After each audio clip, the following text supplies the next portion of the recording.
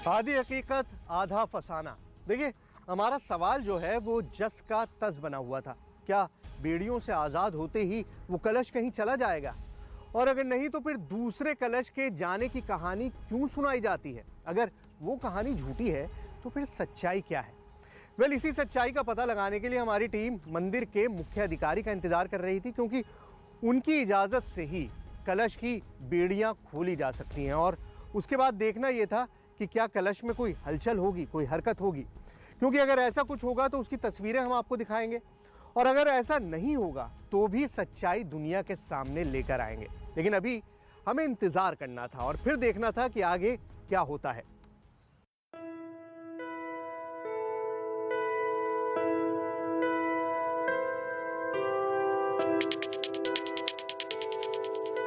फिलहाल तो हमारी टीम कलश के इस चक्रव्यूह से बाहर निकलने का रास्ता तलाश रही थी। जंजीर के हटने का इंतजार था। थोड़ी ही देर में मंदिर के अधिकारी आएंगे, उनसे बात करने के बाद पड़ताल आगे बढ़ेगी। हमने निश्चिंत होकर तैयारी शुरू कर दी।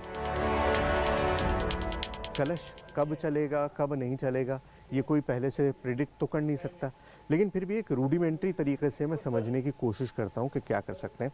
अब देखिए, यहाँ पर आप देखिए, इसके पाँव हैं जो जिस स्टैंड पे खड़ा हुआ है, यहाँ पर है।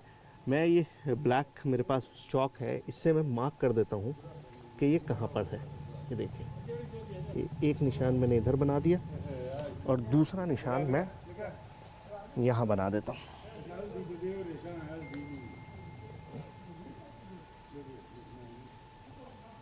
ठीक है, मतलब दोनों जगह पर ये ब्लैक निशान बना दिया है, ताकि हमको अगर कोई मूवमेंट हो, ये अपनी जगह से हिले, आगे पीछे जाए, तो एटलीस्ट पता चल जाए कि किस तरह का मूवमेंट यहाँ पर हुआ है।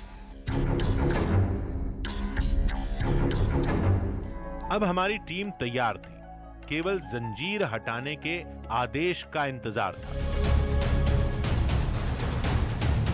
तभी हमारी नजर इन 5 छोटे छोटे मंदिरों पर पड़ी। तब पता चला कि इस धाम का नाता वाकई महाभारत काल से है।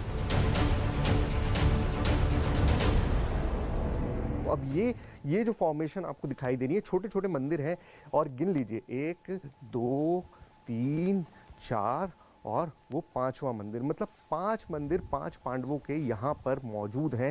ये छोटे छोटे टेम्पल्स हैं। ये कब बनाए गए थे? मान्यता यही है कि पांडवों ने खुद अपने हाथों से यहाँ पर स्थापित किया। शिवलिंग स्थापित किए 5, ये मंदिर स्थापित किए 5, और क्योंकि वो देवी के उपासक थे तो देवी की मूर्ति भी वहाँ पर स्थापित की। मंदिर के पौराणिक होने के और प्रमाण मांगने पर देवी की मुख्य प्रतिमा दिखाई जाती है, जिस पर लिखी इस भाषा को आज तक कोई नहीं समझ पाया। कई जानकारों ने कोशिश की, लेकिन सभी नाकाम रहे। इसमें प्लेट पे हमें लिखा हुआ मिलता है, वो भी आज तक किसी को पता नहीं लगा कि इसमें कौन सी भाषा में, कौन सी लैंग्वेज में लिखा है, तो इससे आज तक पता नहीं लगता है। अच्छा, मतलब वो लिपि का पता नहीं चला? हाँ जी, हाँ किस जी, तरह से लिखा गया है? हाँ, भाषा और संस्कृति विभाग वाले आए तो उन्होंने टैली किया होगा, फिर अभी तक पता नहीं है कि क्या लिखा है उसमें। अच्छा, हाँ जी, ये नहीं पता चल पाया हाँ जी, तो उसमें क्या लिखा क्या हुआ? लिखा हुआ है। मामला अब आगे बढ़ चुका था। सवाल वही, जंजीर हटने के बाद क्या होगा? कलश हिलेगा या कहीं चला जाएगा? मुख्य पुजारी आ चुके थे, अब जंजीर हटाने की बारी थी। अब जो सबसे इंपॉर्टेंट चीज़ है कि प्रमाण प्रमाण प्रमाण, ये कलश चल सकता है या नहीं चल सकता, ये कैसे पता चलेगा? ये तभी पता चलेगा जब ये चेन जो है इसकी वो हट जाए और इसको आज़ादी मिले। भंडारी जी हैं, मंदिर की पूरी देखभाल आप ही के हाथ में भंडारी जी। मैं मतलब अब कहानियाँ सुन ली, सबने बता भी दिया, सारी जो किंवदंतियाँ हैं वो भी हमने जान ली, लेकिन प्रूफ तो तभी हो सकता है जब इस चेन को खोला जा सके। ये चेन तो नहीं खुलेगी जी। चैन तो बिल्कुल भी नहीं खुलेगी, ना खुलती है ना आज तक खुली है। हाँ बिल्कुल सही बात है भाई, नहीं खुली है और खुलनी भी नहीं चाहिए क्योंकि रिलीजियस सेंटिमेंट्स हाँ, जुड़े हाँ, हुए हाँ, हैं इससे, और लोगों के बिलीव जुड़े हुए जुड़े हैं। हैं, हाँ, हाँ, हाँ। लेकिन अगर खोलेंगे नहीं तो फिर चीज़ें थोड़ी सी वो नहीं होती ना। अब जब खोलेंगे तभी तो ये चलेगा, तभी तो वो कैमरे पे साबित होगा चैन कि तो चलता कभी है। खुलेगी ना आज तक खुली है, ना इसको हम खोल सकते हैं। ये क्या, जंजीर खोलने से तो साफ मना कर दिया गया। हमारी टीम ने तो इसकी कल्पना भी नहीं की थी, लेकिन हमने हार नहीं मानी, कोशिश जारी रखी। मैं आपकी बात से पूरी तरह से इत्तेफाक रखता हूँ, मैं मान रहा हूँ आपकी बात कि भाई नहीं खुली है, खुलनी नहीं चाहिए क्योंकि एक चीज़ बिलीफ सिस्टम से जुड़ी हुई है, लोगों की भावनाएं आहत हो सकती हैं और वो करने का मकसद भी नहीं है। लेकिन हम जिस कहानी को प्रूफ करने की कोशिश कर रहे हैं भंडारी जी, वो तो तभी होगा जब ये हमको चलता हुआ दिखाई देगा। अब ये चलेगा ही नहीं तो फिर हम कैसे प्रूफ करेंगे? देखो जी, सतयुग में लोग विश्वास करते थे, विश्वास पे ही दुनिया स्थिर है। उनकी आस्था थी, उनकी वजह से हम भी आज तक इसको पूजा कर रहे हैं। इसीलिए हम इसको ना खोलेंगे ना इसको कभी खोलने की अनुमति देंगे किसी को। लेकिन लाखों दर्शक, करोड़ों दर्शक जो हैं वो देखना चाहेंगे, देश भर में, दुनिया भर में ये देखना चाहेंगे कि भाई ये चमत्कार आंखों के सामने हो, उनको नजर आए। तो वो तो तभी पॉसिबल है ना जब थोड़ा सा आप मदद करें। ये नहीं हो सकता सर, ये नहीं हो सकता क्योंकि आज तक ना हमारे बुजुर्गों ने किया ना हम कर सकते इसको। ये कभी ये नहीं हो सकता। अगर चेन नहीं खोली गई तब क्या करेंगे? पता कैसे चलेगा? पड़ताल का नतीजा कैसे सामने आएगा? लेकिन मंदिर प्रशासन तैयार ही नहीं हुआ।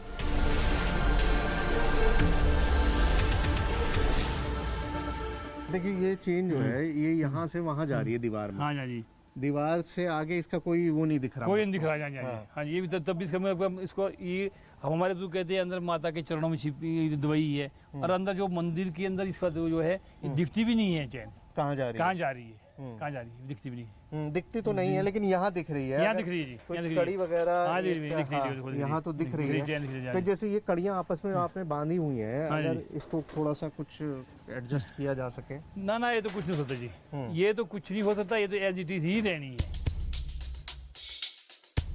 हमने धाम से जुड़े दूसरे लोगों को समझाने की कोशिश की, लेकिन सबने कलश खोलने की मांग को सिरे से खारिज कर दिया।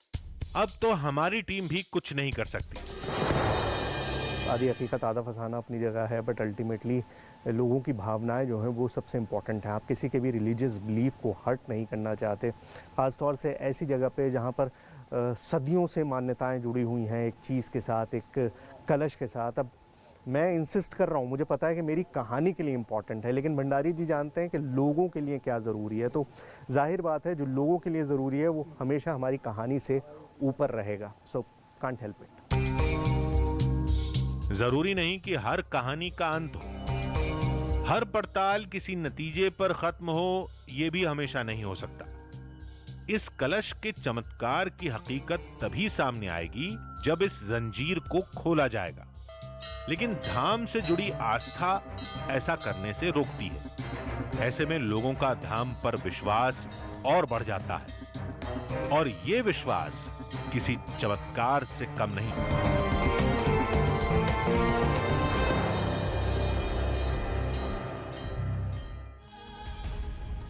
आधी हकीकत आधा फसाना।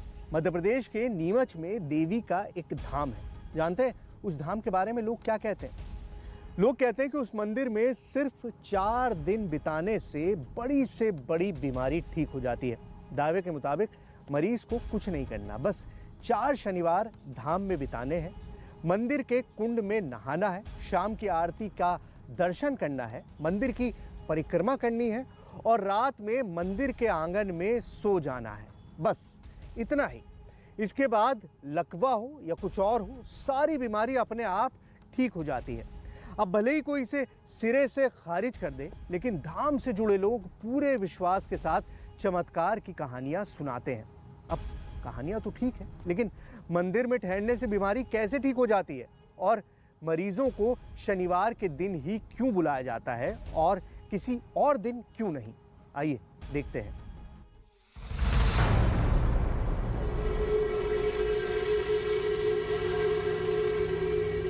राजस्थान का बुटाटी धाम, जहां 7 दिन रुककर लकवे के इलाज का दावा किया जाता है।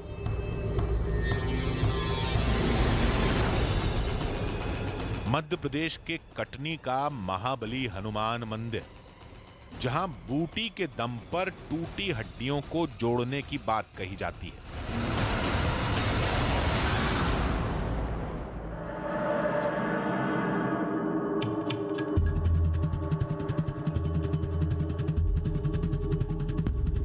लेकिन माता के जिस दरबार में आधी हकीकत आधा फसाना की टीम जा रही थी, वहां केवल 4 शनिवार की रात गुजारी जाती है और शरीर से लकवा गायब हो जाता है।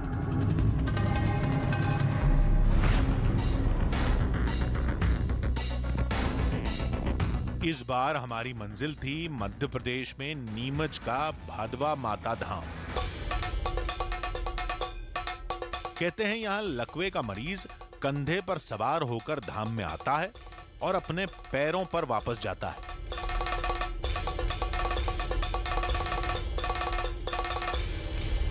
वैष्णो देवी के बारे में तो सारी दुनिया जानती है, लेकिन मालवा की वैष्णो देवी यानी कि भादवा माता के बारे में बहुत कम लोगों को पता है। हमें भी जब इस मंदिर के चमत्कारों के बारे में पता चला तो वाकई बहुत हैरान हो गए कि आखिर क्या मुमकिन है कि पैरालिसिस के पेशेंट्स अपने आप ठीक हो जाएं, जानवर भी आरती में जाकर खड़े हो जाएं। अब इन सारी बातों की हकीकत जानने के लिए मंदिर तक हम पहुंच चुके हैं। ये आपको पीछे जो गेट दिखाई दे रहा है, ये भादवा माता मंदिर का दरवाज़ा है, मुख्य द्वार है और इसके आगे ही मंदिर है। तो आइए चलते हैं और समझने की कोशिश करते हैं कि आखिर इस मंदिर से जुड़ी ये चमत्कार की कहानियाँ जो हैं, इनमें हकीकत कितनी है। जब हमारी टीम अंदर पहुंची तो चौंक पड़े, मानो हम मंदिर में नहीं किसी अस्पताल में खड़े थे।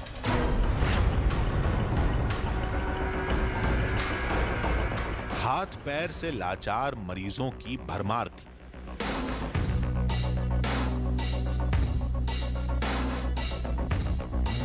कोई सहारे से चल रहा था तो कोई ठीक होने की आस में था।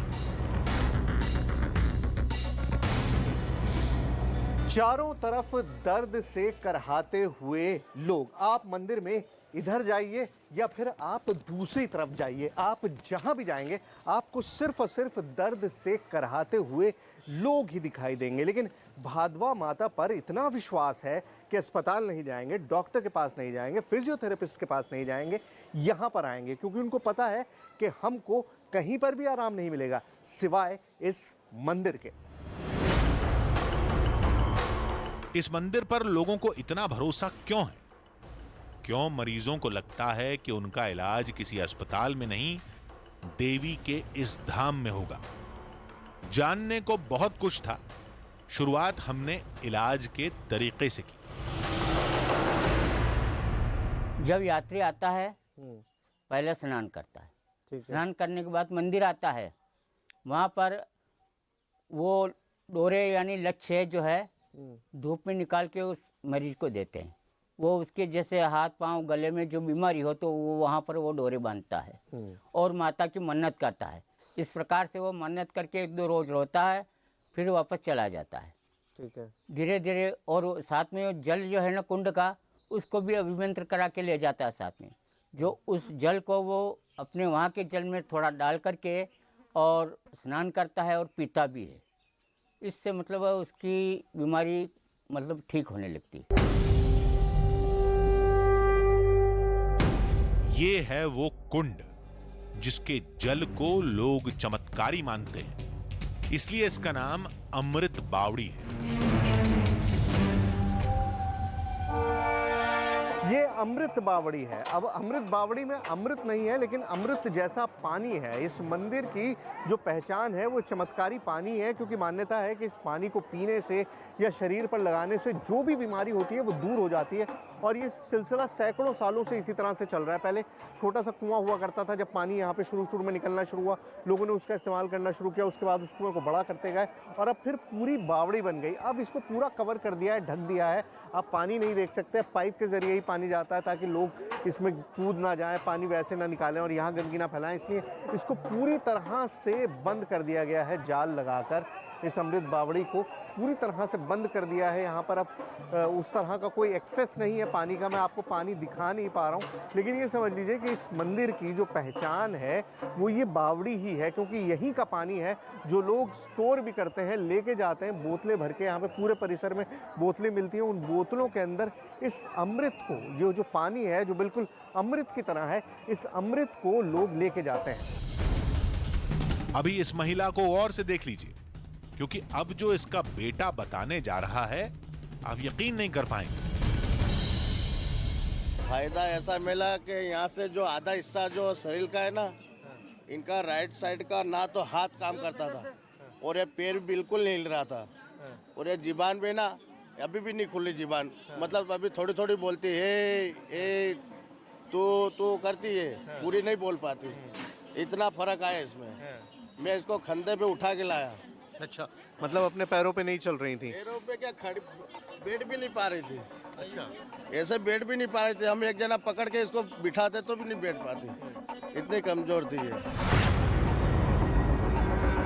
विश्वास नहीं होता ना, लेकिन देवी के इस धाम में चमत्कार की ऐसी कहानियों की भरमार है, जिनकी डोर जुड़ी है भादवा माता से।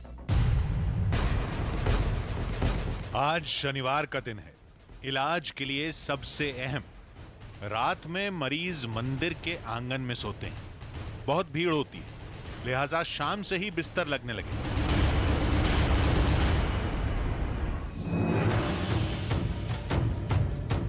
मान्यता के मुताबिक शनिवार की रात देवी धाम में आती हैं और हर तरफ घूमती हैं। जिस मरीज का अंग देवी के पांव से टकरा जाता है, वो मरीज सुबह तक बिल्कुल ठीक हो जाता है। लिहाजा शनिवार को मंदिर में भारी भीड़ होती है। कुंड का पानी सबको नहीं मिलता, तो लोगों को पानी बोतलों में भरकर दे दिया जाता है। भादवा माता मंदिर में जो लकवे की बीमारी है वो चंद घंटों में दूर हो जाती है, एक दिन में दूर हो जाती है। इनफैक्ट आप शनिवार की आरती में हिस्सा बनिए और रविवार तक आपकी बीमारी दूर हो जाएगी। ये कहानियाँ मैं सुन रहा था लगातार। अब इसको समझने का तरीका सिर्फ मेरे पास एक यही था कि मैं शनिवार को एक परिवार जो आया हो उसको आइडेंटिफाई कर लूं और फिर अगले दिन देखूं कि उनकी हालत में कितना बदलाव आया है। इन सैकड़ों मरीजों में किसी एक पर नजर रखना मुश्किल है, लेकिन पड़ताल भी करनी है। तब नैना और चुन्नीलाल से मुलाकात हुई। चुन्नीलाल के शरीर का दायां हिस्सा काम नहीं करता। लंबा इलाज चला, अब बैठ सकते हैं, लेकिन सहारे के बगैर चल नहीं पाते। डॉक्टर तो ऐसे ही बोल रहे थे, दवाई लेके जाओ, हर महीने दवाई लाते हैं। फिर बोल रहे थे घर पे, आप तो घर पे कराओ, घर पे एक्सरसाइज कराओ, एक्सरसाइज की जरूरत है यूँ। फिर मैंने सोचा आप दवाई नहीं करवानी है, दवाई से क्या मतलब है, एक्सरसाइज ही करवाओ तो हम घर पे ही कराए। फिर दवाई मतलब हर महीने इतने पैसे खर्च करने से क्या मतलब है। फिर मैंने सिर्फ बीपी की इनकी गोली देती हूँ, बाकी सब बंद कर दिया। अब तो भगवान पे अब जो होना वो, जिंदा रखा है तो वो ही रखेंगे। अब तो हो गए, ऐसे टेंशन है ही नहीं। दूसरा केस जनार्दन का है, जो किसी को नहीं पहचान पाते, खुद चल भी नहीं पाते।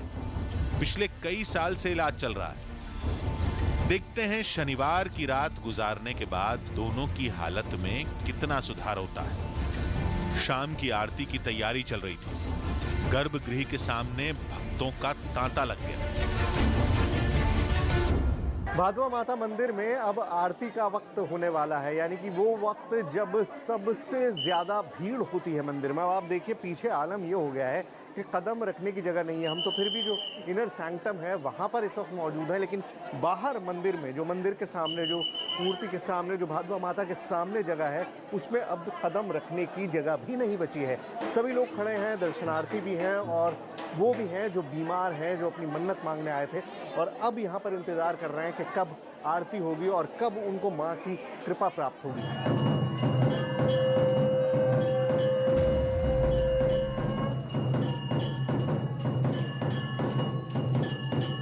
आरती के दौरान लकवाग्रस्त अंग को हिलाने की कोशिश करने को कहा जाता है। अब इसे आस्था की ताकत कहिए या कुछ और, असर भी दिखता है। देखिए आस्था ऐसी चीज़ है जो इंसान से सब कुछ करवा लेती है। अब जब आरती चल रही है उस वक्त आप देखिए जो लोग खड़े नहीं हो पा रहे थे वो इस तरह से नाच रहे हैं। जो लोग बिल्कुल बिस्तर पे लेटे हुए थे वो भी अब सहारे से खड़े हुए हैं। मतलब कहीं ना कहीं आप कह सकते हैं कि ये एक तरह की थेरेपी है। एक तरह से लोगों में जोश भर जाता है। इस शख्स को जब दिन में मैंने देखा था तो ये बिल्कुल बिस्तर पे थे, ये हिल डुल भी नहीं रहे थे, और इस वक्त जब आरती का वक्त हुआ तो अपने आप ही इस तरह का जोश पैदा हो गया कि खड़े होकर नाचना शुरू कर दिया। अब आप खुद देखिए, मतलब मैं भी अपनी आंखों से बिलीव नहीं कर रहा हूँ, लेकिन शायद यही एक थेरेपी है, यही असर है जो यहाँ पर होता है लगातार। अब आरती के दर्शन करने के बाद मरीज परिक्रमा करते हैं, फिर सोने के लिए मंदिर के आंगन में चले जाते हैं। माधवा माता मंदिर में आरती तो खत्म हो चुकी है। अब क्या? अब वक्त है इंतजार का, इंतजार उस चमत्कार का जो लोगों ने महसूस तो किया है लेकिन देखा किसी ने नहीं। अब आप यहाँ पर देखिए, ये पूरा मैदान जो कुछ देर पहले तक खाली आपको दिखाई दिया होगा वो अब पूरी तरह से भर चुका है। चारों तरफ लोगों ने अपने बिस्तर डाल दिए हैं और सभी लोग अब इंतजार में हैं एक चमत्कार के। चमत्कार जो सुना तो बहुत गया है, महसूस बहुत किया गया है, लेकिन देखा नहीं और देख सकते भी नहीं। हम भले कितने कैमरे लगा दें और कितनी भी आंखें खोल के यहाँ बैठ जाएं, हम चमत्कार देख नहीं सकते, क्योंकि दावा ये है कि शनिवार की रात आरती के बाद रात में माँ खुद निकलती हैं और जिस पर भी उनका पाँव पड़ जाता है उसका हाथ पाँव जो भी खराब होता है वो अगले दिन बिल्कुल ठीक हो जाता है। और इसी उम्मीद में, इसी इंतजार में ये सारे लोग आज रात यहीं पर बिताएंगे। फिर एक बेहतर कल की आस में लकवे से निजात पाने की उम्मीद में लोग सो गए।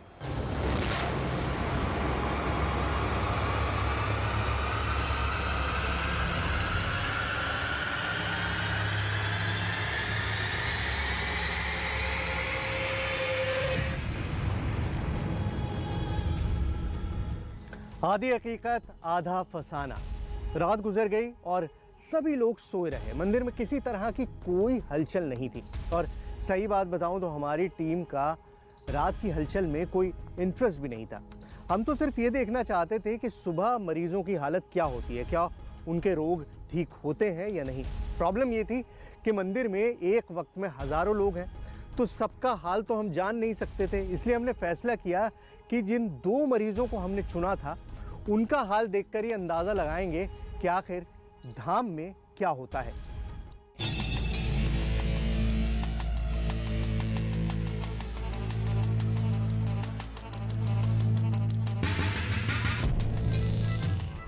रविवार की सुबह सब अपने काम में जुटे थे।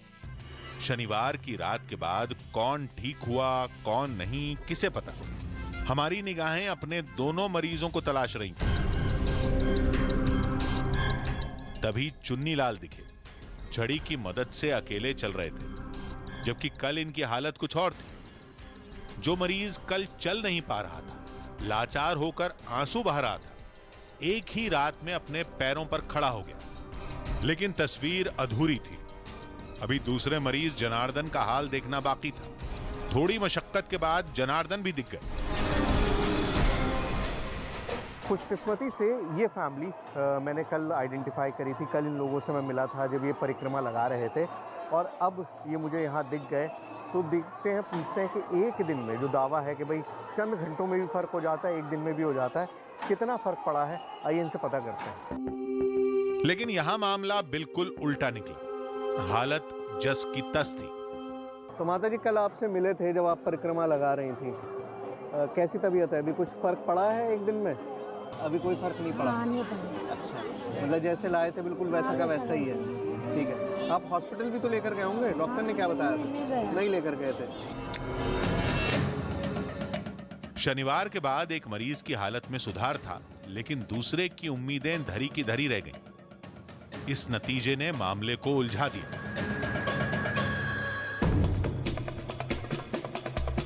तब हमारी टीम नीमच के एक डॉक्टर के पास पहुंची, जहां एक मरीज से मिले। पहले इस महिला का इलाज भी धाम में चल रहा था। हालत बिगड़ने पर यहां लाया गया। आज महिला के हाथ और पैर दोनों काम कर रहे हैं। पहले भादवा माता ले गए, वहाँ का प्रसाद दिलाया, वहाँ स्नान करवाया, लेकिन फिर इलाज करवाने के लिए भी लेके आए। तो मेरा बस एक यही है कि माता जी में आस्था ज़रूर रहना चाहिए, विश्वास ज़रूर रहना चाहिए, लेकिन इलाज में भी देरी नहीं करना चाहिए। तो पहले आप वहाँ लेकर गए थे? हाँ, भादवा माता। भादा माता। कितनी देर रहे वहाँ?